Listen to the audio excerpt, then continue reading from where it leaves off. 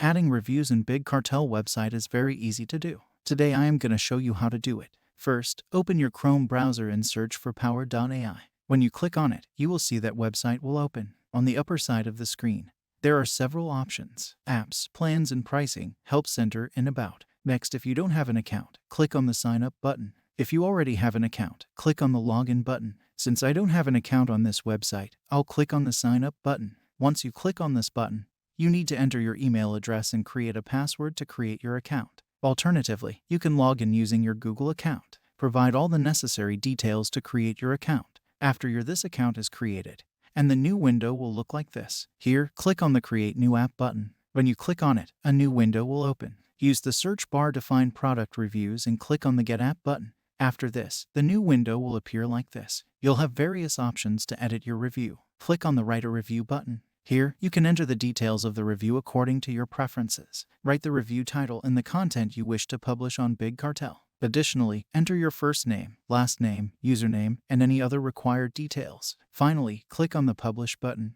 After that, click on the Big Cartel. In this way, you can add reviews on Big Cartel.